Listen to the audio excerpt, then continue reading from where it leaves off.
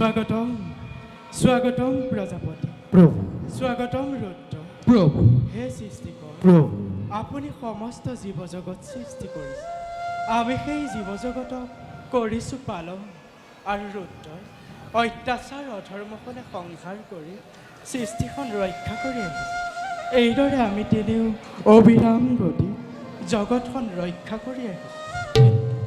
আজি অকস্মাতে তলগুণ সভাৰে আশ্ৰয়স্থল দেৱী বসুন্ধৰা প্ৰভু কাৰণ সৃষ্টি কৰে সৃষ্টি কৰিবলৈ পাহৰিছে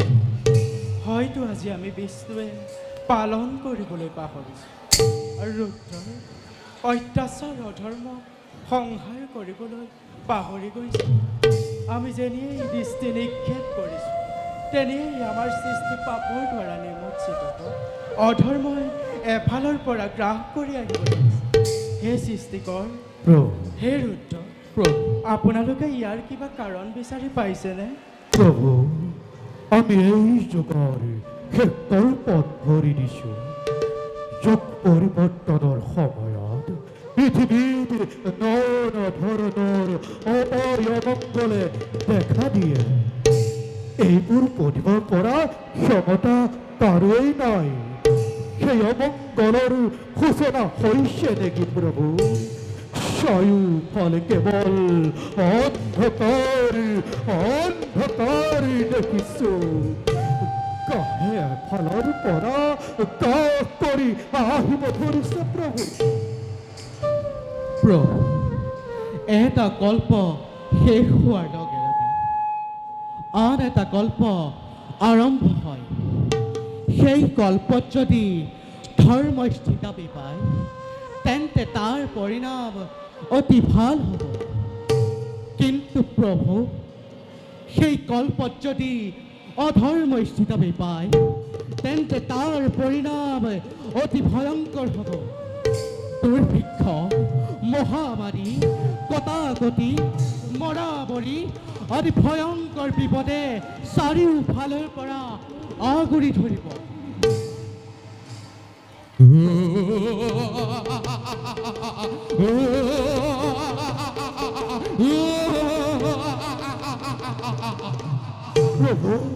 প্ৰভু আকাশ মাৰ্গত বিকম দৈত্য সেই দৈত্য ভয় আকাশ পাতাল কম্পিবলৈ ধৰিছে প্ৰভু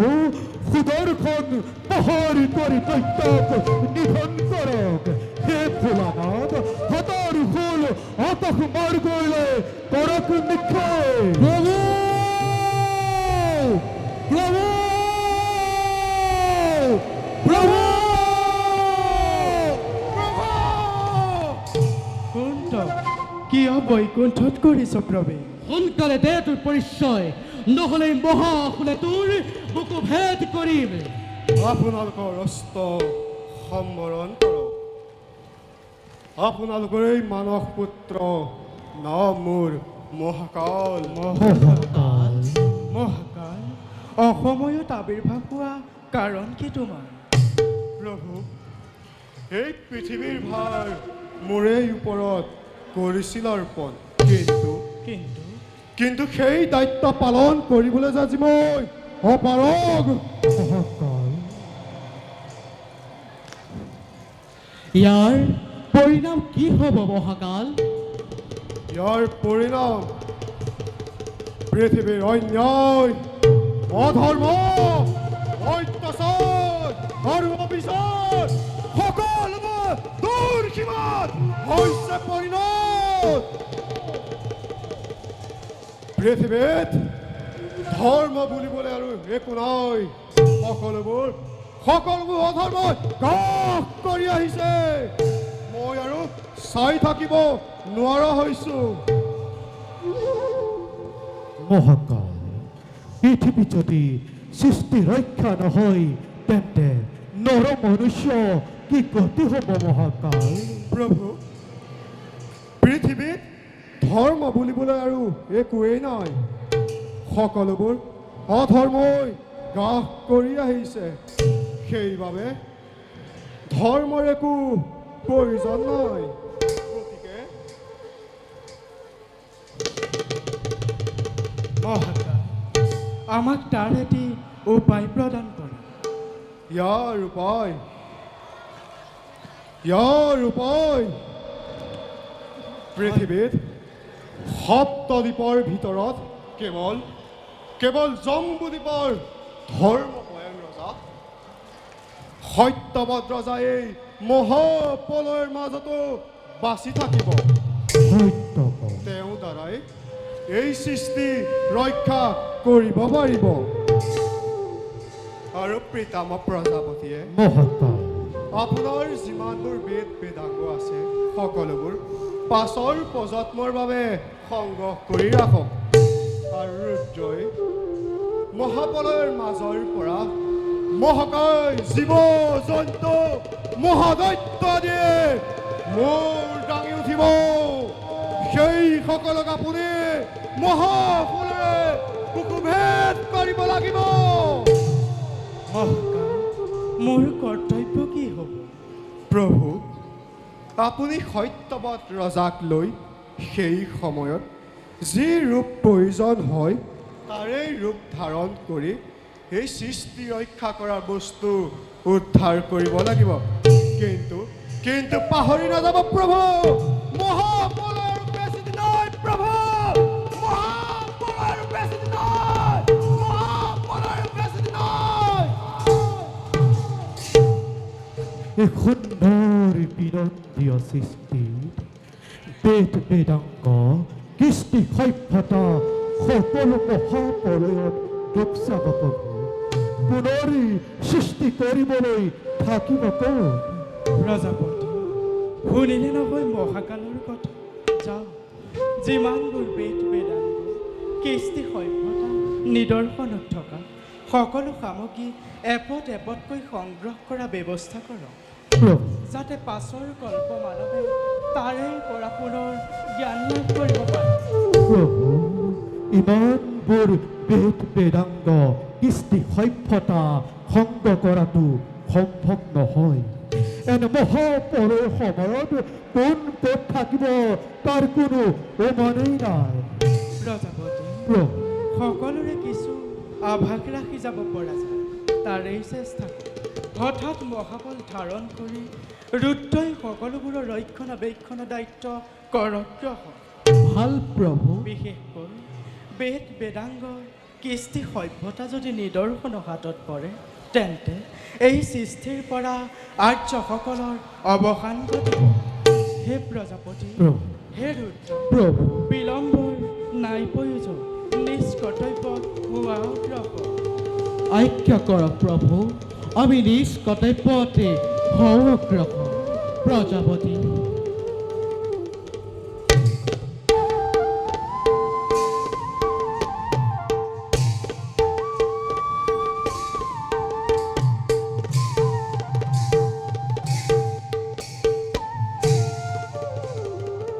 চাৰিওফালে কেৱল পানী পানী। এই মহা বিপদৰ মাজত আমাক কি অৱতাৰ হ'ব প্ৰয়োজন তাকেই ভাবি পোৱা নাই।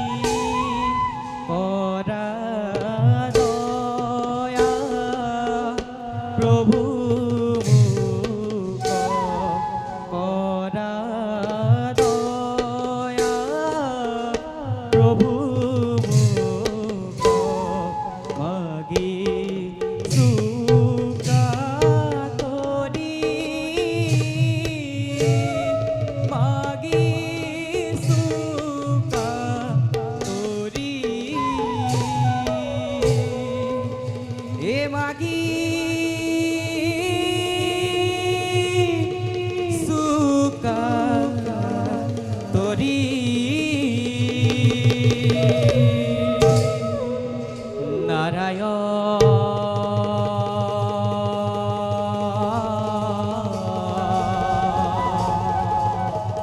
নাৰায়ণ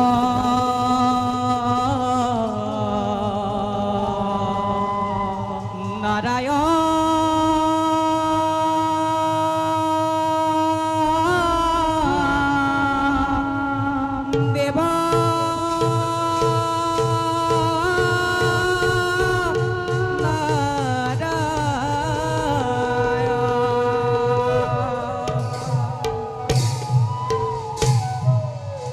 প্ৰভু এই ঋক্ষিণ নাৰদৰ শতকোটি প্ৰণিপাত কৰিবা গো ওঠা দেৱৰসী নাৰায়ণ প্ৰভু অকলে অকলে গভীৰ চিন্তাত মগ্ন কিবা চিন্তা কৰিছে আমি জানো তাৰ কিবা সম্ভেদ পাম প্ৰভু দেৱৰসী প্ৰভু এক ভয়ংকৰ বিপদৰ সন্মুখীন হয় ব্ৰহ্মা বিষ্ণু ৰুদ্ৰ একেবাৰে উপায়হীন হৈ পৰিল নাৰায়ণ এইমাত্ৰ মহাপাল আবিৰ্ভাৱ হৈ মহাপ্ৰলয়ৰ এক জাননী দিব প্ৰভু মহাপ্ৰলয় মহাসাগৰৰ জলধাৰাই সমগ্ৰ পৃথিৱী ডুবাই পেলাব নাৰায়ণ গছ লতা তৰু তৃণ জীৱ জন্তু একোৱেই জীয়াই নাথাকিব নাৰায়ণ কেৱল দৈত্য আৰু অসুৰসকল একেবাৰে ভয়ংকৰ হৈ উঠিব প্ৰভু দেৱৰসী এইবিলাক সংহাৰ কৰিবলৈনো ৰুদ্ৰৰ কিমান সময় লাগিব দুষ্টক দমন শান্তকটো এনেও পালন কৰিবই লাগিব প্ৰভু দেৱৰসী প্ৰভু তুমি কথাটো বৰ পাতলকৈ ভাবিছা প্ৰভু হে ব্ৰহ্মাৰ নন্দন তুমিয়েই ভাবাচোন ধ্বংস হৈ যোৱা বৃণন দিয়া সৃষ্টি জানো পুনৰ গঢ় দিয়াটো ইমান সহজ নাৰায়ণ অৱশ্য ঠিকেই এই মহাপ্ৰলয়ত পৃথিৱীৰ মাজত কোনো বাচি নাথাকিব অকল সিমানেই নহয় প্ৰভু মহাকালে আৰু কৈ গ'ল এই মহা বিপদৰ মাজত জম্বুদ্বীপৰ ৰজা সত্যৱ জম্বুদ্বীপৰ ৰজা সত্যৱন নাৰায়ণ দেৱৰসী জম্বুদ্বীপৰ ৰজা সত্যৱ এই মহা বিপদৰ মাজতো জীয়াই থাকিব প্ৰভু জম্বুদ্বীপৰ ৰজা সত্যৱন নাৰায়ণ প্ৰভু দেৱৰসী সত্যৱন মহাধাৰ্মিক ৰজা তেওঁ দ্বাৰাই এই সৃষ্টিৰ পুনৰ ৰক্ষা কৰিব পাৰিব কিন্তু কেনেকৈ দেৱৰসী কিন্তু কেনেকৈ মানে প্ৰভু প্ৰভু মহাপ্ৰলয় আৰম্ভ হোৱাৰ আগতেই প্ৰয়োজনীয় সকলো বস্তু সংগ্ৰহ কৰি সত্যৱতক ৰাখিবলৈ কওক এই পৃথিৱীত জীৱ জন্তুবিলাক বাচি থাকে তাৰ ব্যৱস্থা কৰিলেই এই সৃষ্টিৰ পুনৰ ৰক্ষা হ'ব বা দেৱৰসী প্ৰভু কি যে যুক্তিপূৰ্ণ মন্তব্য তোমাৰ নাৰায়ণ ময়ো মনে মনে তাৰেই পৰিকল্পনা কৰি আছোঁ সময়ত তাক ব্যৱহাৰ কৰিব লাগিব হয় প্ৰভু হে ভক্ত শিৰোমণি তোমাৰ বিনে যে এই বৃণন দিয়া সৃষ্টি আমি অপূৰ্ণ নাৰায়ণ যোৱা দেৱৰসী প্ৰভু এই বিষয়ে পৃথিৱী নৰ সমাজত প্ৰকাশ কৰাকৈ কিন্তু দেৱৰসী প্ৰভু যোৱাৰ আগত এষাৰ কথা কওঁ পুৰা নাহংতে তৃষ্ণামি বৈকুণ্ঠে যোগিনাং হৃদয়ন স্বাহা মত ভক্ত যত্ৰ গায়ন্তি তত্ৰ তিষ্ঠামি নাৰদ নাৰায়ণ নিশ্চয় বুজিছা কৰ্তব্য তোমাৰ হয় প্ৰভু তাকে এতিয়া বিদায়হে লাগিছে যোৱা দেৱৰসী ঈশ্বৰ পৰম বিষ্ণু সচিদানন্দ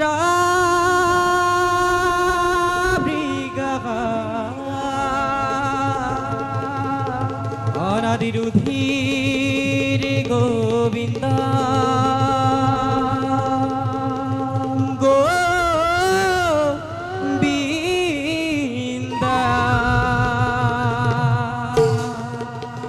সৰ্বকাৰণ কাৰণ সৰ্বকাৰণ কাৰণ সৰ্বকাৰণ কাৰণ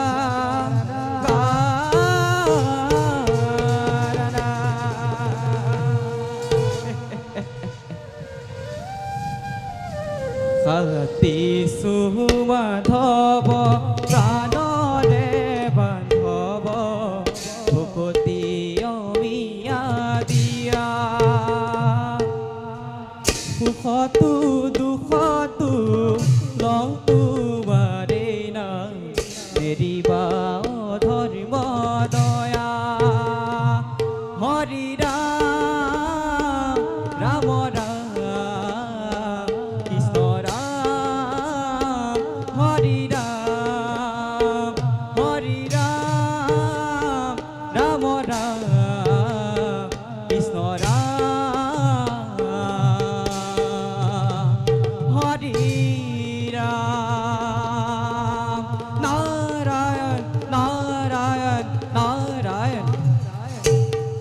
আমিও যাওঁ নিজ কৰ্তব্যত অগ্ৰসৰ।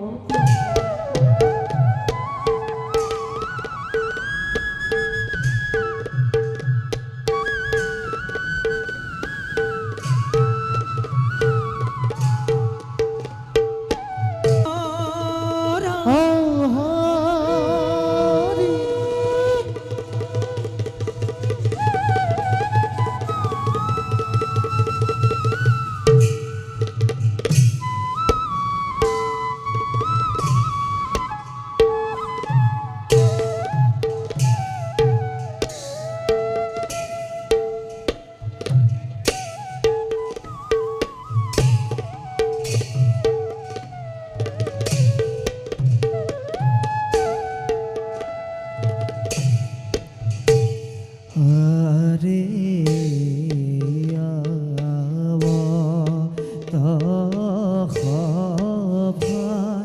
বাজে জগত জরে লয় লাখে সরে আরে লয় লাখে সরে মরে লয় লাখে সরে দেবী দেখিতে খুব ভর হরে লয়লা খেসরে দেবী দেখিতে খুব ভর হরে হে রজা ধীর লোক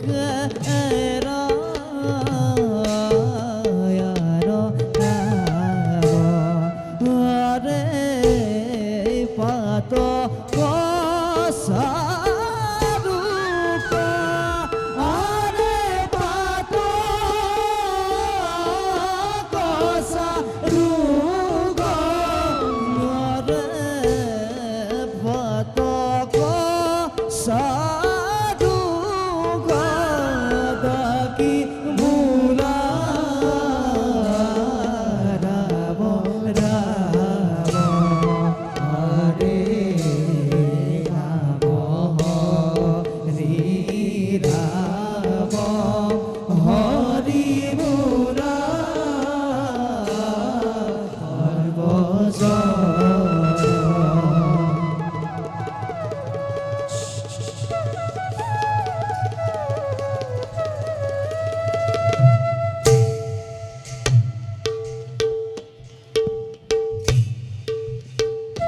প্ৰভু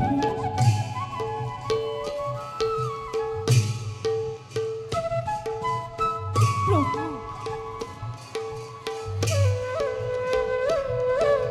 প্ৰভু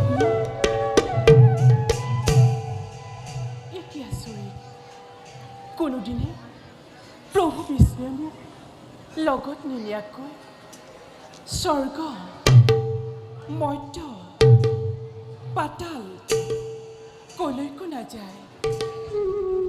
মোক মোক লগত লৈহে যিকোনো আলোচনাৰ বাতনি মেলে আজিনো কিয় বৈকুণ্ঠৰ পৰা মনে মনে গুচি গ'ল তাৰ কাৰণ মই একোৱেই বুজি নাপালোঁ নিশ্চয় নিশ্চয় ক'ৰবাত কিবা গুপ্ত আলোচনাত বহিছে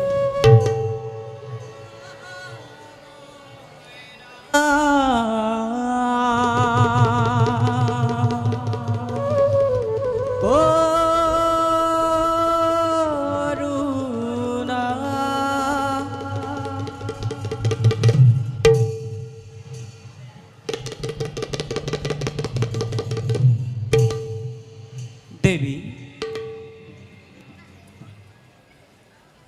দেবী দেবী দেউৰী দেবী দেৱৰ্ষি কিবা হেতু আজি দেৱী বিষাদিত মন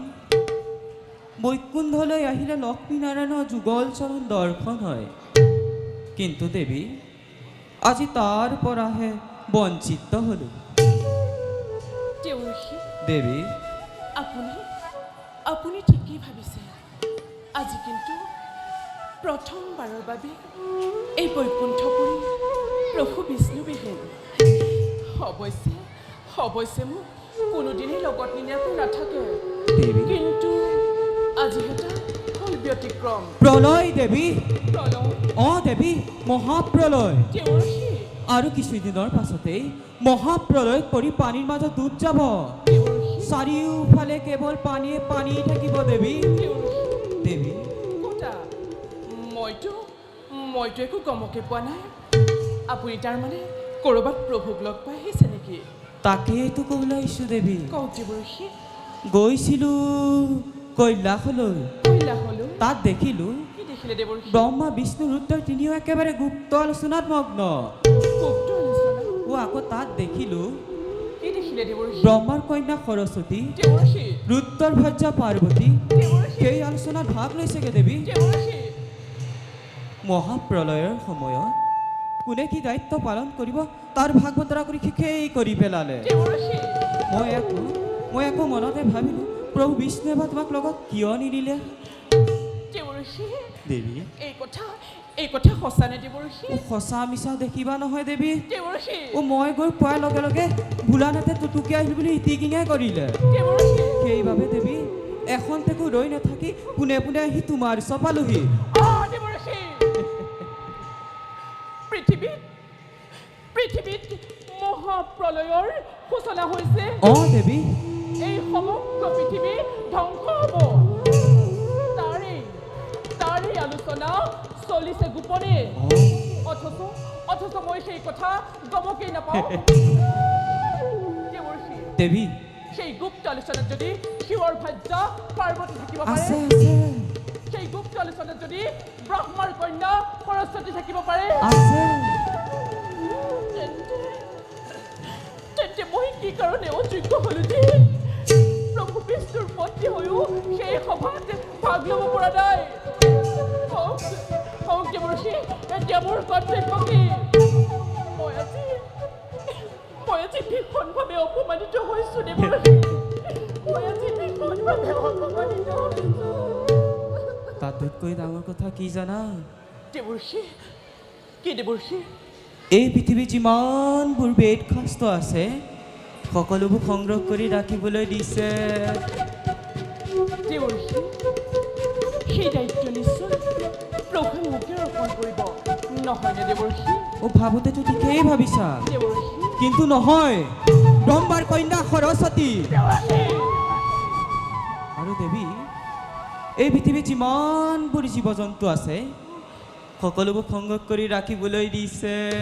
কাক দিছে দেৱৰ্ষি সেই দায়িত্ব নিশ্চয় প্ৰভু মোকে অৰ্পণ কৰিব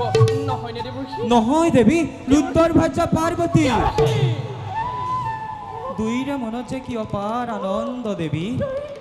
তুমিও থকাহেঁতেন সেই আনন্দত ভাগ ল'ব পাৰিলাহেঁতেন দেৱী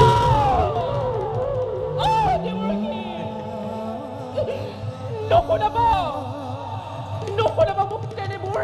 গুপ্ত কাহিনী প্ৰভু বিষ্ণুৱে আজি এই কথা কিয় গুপ্ততে ৰাখিছে মই কেতিয়াও পত্নী নহয় দেৱৰ্ষি দেৱী নাৰী লাস্যময় নাৰী হাস্যময় দেৱী নাৰীয়ে সময়ত ধৰিব পাৰে ৰণচণ্ডী মূৰ্তি দেৱী মোৰ অবিহনে প্ৰভু বিষ্ণুৱে কি সৃষ্টি ৰক্ষা কৰিব পাৰিব মই ইয়াৰ ভীষণ প্ৰতিশোধ ল'ম দেৱৰ্ষি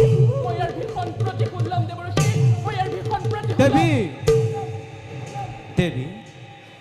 কিয় বাৰু বিষ্ণুৱে তোমাক প্ৰত্যাখ্যান কৰি গুপতে নতুন সৃষ্টিৰ পাতনি মেলিব খুজিছে দেৱৰ্ষি দেৱী সেই সৃষ্টিৰ পাতনি মই এক নিমিষতে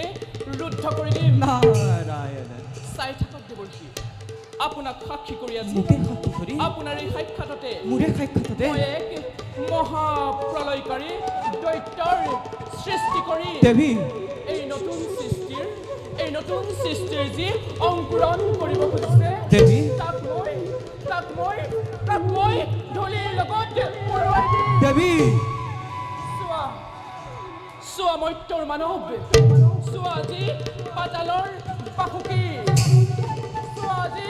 স্বৰ্গৰ দেৱতা মণ্ডলী। দেৱী নাৰীয়ে কি ভীষণ প্ৰতিশোধ ল'ব পাৰে, নাৰীয়ে কি ভীষণ প্ৰতিশোধ ল'ব পাৰে। দেৱী ধৈৰ্য ধৰা দেৱী, ধৈৰ্য ধৰা। তুমি এনে নিদাৰুণ কৰ্তব্য কৰিবা বুলি মই ভবাই নাছিলোঁ দেৱী। মহাপ্ৰলয় আৰম্ভ হোৱাৰ আগতেই এক মহাপ্ৰলয় সৃষ্টি নকৰিবা দেৱী। তুমি মই মৰ্ত্যলৈ হৈ পৰিম দেৱী। দেৱী তুমি মই মৰ্ত্যলৈ হৈ পৰিম দেৱী। তুমি মই মৰ্ত্যলৈ হৈ পৰিম। নাই দেৱৰ্ষি, মই এবাৰ যি কামলৈ মনস্থ হলো তাৰ পৰা মই বিচলিত নহওঁ কদাপি। নাৰী হিংসাৰ পৰায়ণ বিষ্ণুৰ এই সমগ্ৰ সৃষ্টি মই ধ্বংস কৰিমেই কৰিম।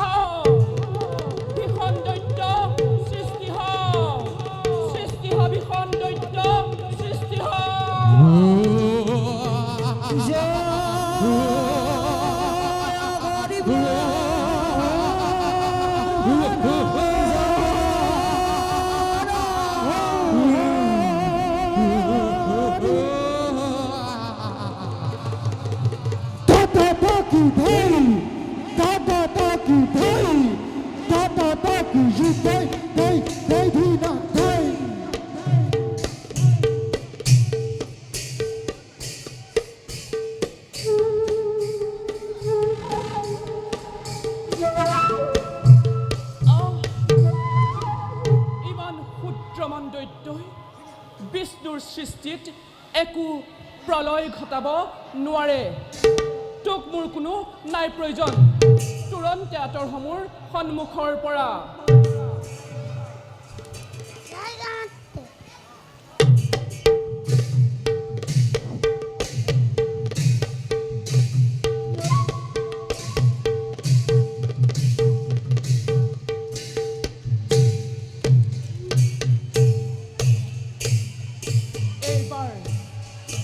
এইবাৰ লাগে মোক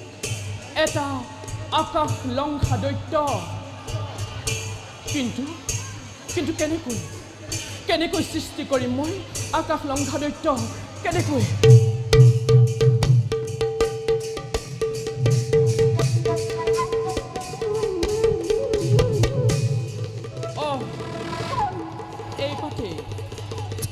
এই পাঠেই হ'ব বিষ্ণুৰ এই সমগ্ৰ সৃষ্টি ধ্বংস কৰাৰ মহান অস্ত্ৰ।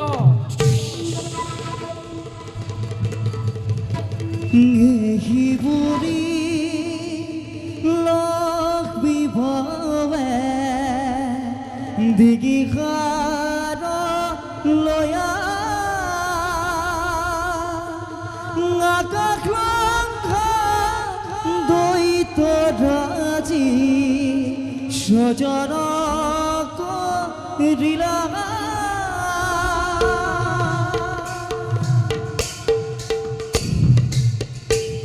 শিবুৰী লক্ষ্মী বাবে দিগিখাৰ লয়া আকাশ লংঘা দৈত ৰাজী সজনক ৰিলা আকাশ লংঘা দৈত ৰাজী সজনক ৰিলা।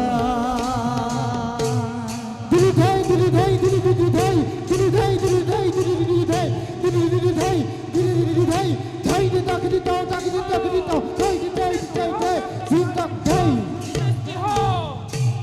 আকাশ লংঘা দৈত্য।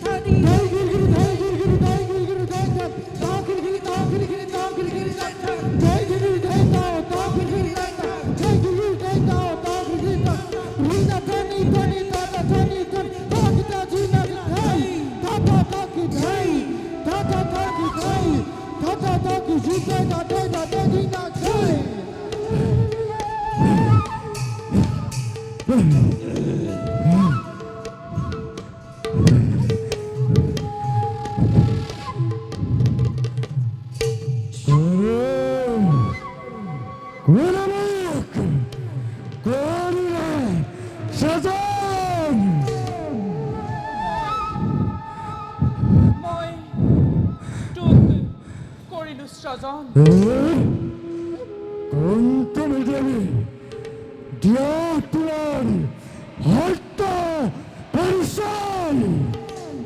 মই এই ত্ৰিজগতৰ মাতা লক্ষ্মী আৰু তোৰে জন্মদাত্ৰী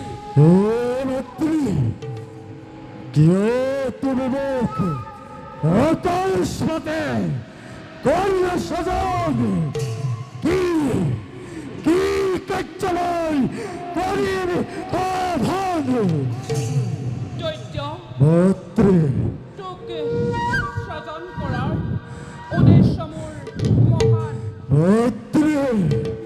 অলপ দিনৰ পাছতে এই পৃথিৱীত মহাপ্ৰলয়ৰ সৃষ্টি হ'ব চাৰিওফালে পানী কেৱল পানীৰ থাকিব পুত্ৰ কেৱল পানী থাকিব তেন্তে আমি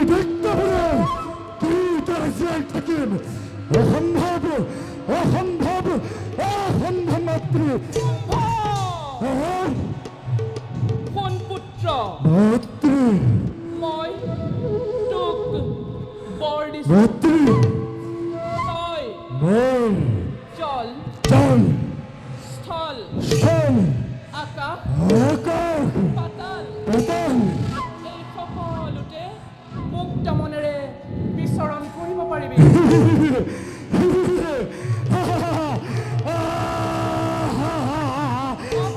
ইমানেই নহয় পুত্ৰ মাতৃ তোক প্ৰভু বিষ্ণুৰ সুদৰ্শন চক্ৰ উদৰ্শন আৰু মহাদেৱৰ মহাফুলেও মৃত্যু ঘটাব নোৱাৰে পুত্ৰ আজি হন্তে মই তোৰ সৰ্বশৰীৰ সৰ্বশৰী মাতৃৰ সৰ্বশৰীৰ আজি হন্তে মই তোৰ সৰ্বশৰীৰ সৰ্বশৰীৰ সজাময় কৰিলো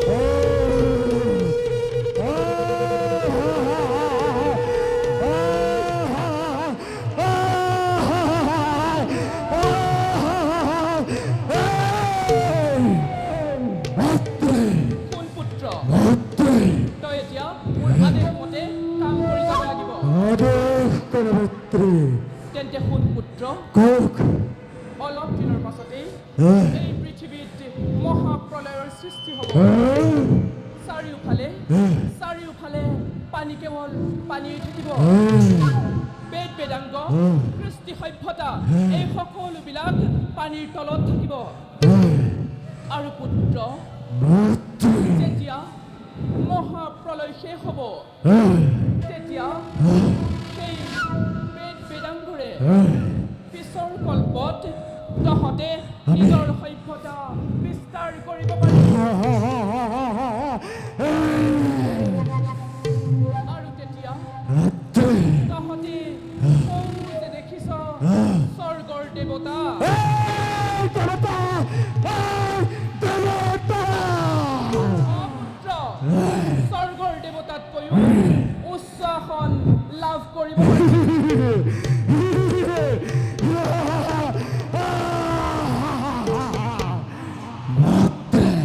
এতিয়া দুমুখৰ গতিকে নিজ কৰ্তব্যত হগৈ অগ্ৰসৰ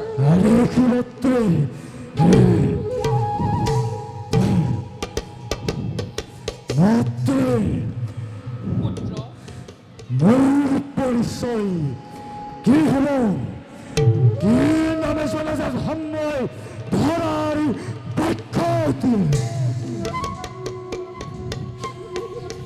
পুত্ৰ মাতৃ তোক মই মোৰ ডিঙিৰ হাড়ৰ পৰা কৰিলো শ্ৰৱণ মাতৃ আৰু তোৰ মুখমণ্ডল দেখিবলৈ মোৰ মুখমণ্ডল মাতৃ তোৰ মুখমণ্ডল দেখিবলৈ আমাৰ মুখমণ্ডল তোৰ মুখমণ্ডল দেখিবলৈ ঘোঁৰাৰ দৰে মাতৃ মোৰ নাম কি হব তোৰ নাম হ'ব মোৰ নাম কি হব পুত্ৰ মোৰ নাম কি হব তোৰ নাম হ'ব কি হব মোৰ নাম তোৰ নাম হ'ব ভয় দৈত্য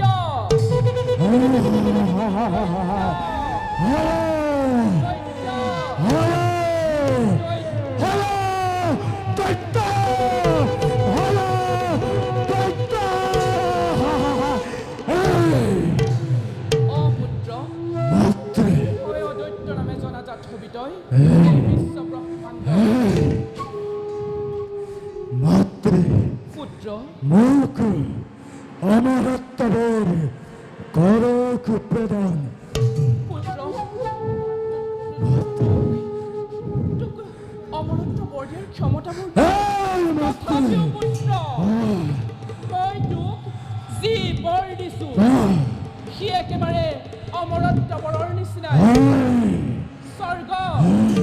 মৰ্ত্য পাতাল কোনো বীৰেই তোক হত্যা কৰিব নোৱাৰে এতিয়া যা পুত্ৰ মোহৰ গতিৰে নিজ কৰ্তব্যত হগৈ অগ্ৰসৰ মাতৃ মোৰ কৰতবৰৰ হৈছে প্ৰয়োজন পুত্ৰ প্ৰকাশ কৰ মাতৃ পুত্ৰ দত্তৰ বংশ বৃদ্ধিৰ কাৰণে এজনী সুন্দৰী কন্যা মোক কৰক অৰ্পণ পুত্ৰ মাতৃ তই একেবাৰে উচিত কথাকে শুন পুত্ৰ কওক মাতৃ এই বিশ্ব ব্ৰহ্মাণ্ডত এই বিশ্বব্ৰহ্মাণ্ডত প্ৰজাপতি ব্ৰহ্মাৰ কন্যা ব্ৰহ্মা কন্যা কোন কোন কোন পুত্ৰ এই বিশ্ব ব্ৰহ্মাণ্ডত প্ৰজাপতি ব্ৰহ্মাৰ কন্যা কোন কোন কোন ব্ৰহ্মাৰ কন্যা কোন মাতৃ সৰস্বতী। মাতৃ সৰস্বতী সমান জ্ঞান সমানে সুন্দৰী নাৰী অন্য কোনোৱেই নাই গতিকে পুত্ৰ মাতৃ তই চলে বলে কিম্বা কৌশল কৰি হলেও সৰস্বতীক বিবাহ কৰ যা পুত্ৰ নকৰিবি পলম তই চলে বলে কিম্বা কৌশল কৰি হলেও সৰস্বতীক বিবাহ কৰগৈ যা পুত্ৰ নকৰিবি পলম তই চলে বলে কিম্বা কৌশল কৰি হলেও সৰস্বতীক বিবাহ কৰগৈ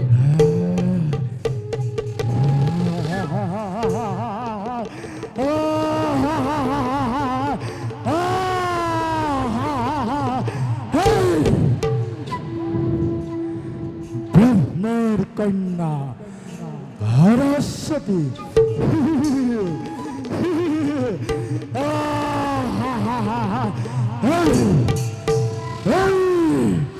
বিশ্ব ব্ৰহ্মাণ্ডৰ তখন সৃষ্টিকাৰী লক্ষ্মীৰ নন্দনময় নাম্যৰ হয়া স্বৰ্গৰ দেৱতা মৰ্ত্যৰ মানৱ পাতালৰ পাখি সকলো সকলো আজি ধৰিব লাগিব মোৰে নিৰ্দেশত। দেখিব জগতে বজিব বিশ্বই দানৱৰ হত্যাকৰ্তা এই হৰদৈত্যৰ শক্তি বীৰক্ষ পৰাক্ৰম